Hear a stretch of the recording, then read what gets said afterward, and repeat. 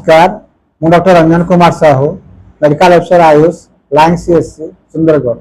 ଆଜି ଆମେ facial paralysis କ'ଣ କାହିଁକି ହୁଏ ଏବଂ ତାର ଚିକିତ୍ସା ବାବଦରେ ଆଲୋଚନା କରିବା। ଫେସିଆଲ ପାରାଲିସିସ୍ କହିଲେ ମୁହଁ ଟେଢ଼ା ହେବା। ଏହା 4ଟି କାରଣରୁ ହୋଇଥାଏ। ଏକ ହେଲା ଇନଫେକ୍ସନ, 2ରେ ଷ୍ଟ୍ରୋକ୍, 3ରେ ଟ୍ରମା, 4ରେ ହେଲା ଟ୍ୟୁମର। ବ୍ରେନ୍ ଯଦି ଇନଫେକ୍ସନ ହେଲା ଭାଇରାଲ କାରଣରୁ ତାହେଲେ फेसियाल नर्व इनफ्लामेशन हो फेसियाल पारालिसिस होता है। ठीक सेहीपरि ब्रेन में स्ट्रोक है, स्ट्रोक अर्थ ब्रेन सिराप्रेसिया रक्त संचालन यदि बाधा है ताहले फेसियाल पारालिसिस होता है।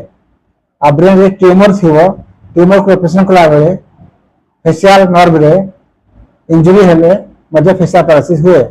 आ ब्रेन स्कल बोन रे यदि आघात हेबो ताहले से आघात कारण स्कल बोन फाटी यदि ब्रेन रो फेसियाल नर्व रे इंजुरी कला ताहले फेसियाल पारालिसिस होता है।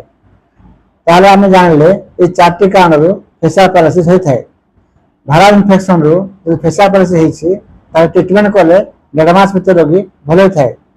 किंतु ब्रेन स्ट्रोक बा ब्रेन रक्त संचालन अवरोध हेबा द्वारा जो फेसियाल पारालिसिस होता है ताहा यदि 48 घंटा मध्य चिकित्सा करा न जाए ताले रोगी संपूर्ण भल हो न थाए। कौन पाए ब्रेन स्ट्रोक रे जो रक्त जमा होता है बा अवरोध होता है ताहाको शीघ्र 48 घंटा मध्य चिकित्सा न कले रोगी अकामी हो जाए। ब्रेन रे ट्यूमर होइथबो ट्यूमर कारण ऑपरेशन रे यदि ब्रेन रो फेसियाल नर्व क्षत होला ताहले मध्य रोगी फेसियाल पारालिसिस रो मुक्त हो न थाए।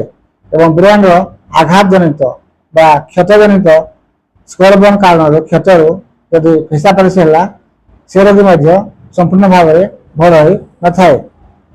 आयुर्वेद मतरे यदि यही सब कारण फेसियाल पारालिसिस होला ताहले बातारी गोगुल, जगराज गोगुल एवं दशमूल क्वाथ एवं महाराष्ट्र क्वाथ बड़ारिष्ट खावाकू दि जाए एवं रात्रि थैतकी चूर्ण 3 ग्राम खावाकू दि जाए।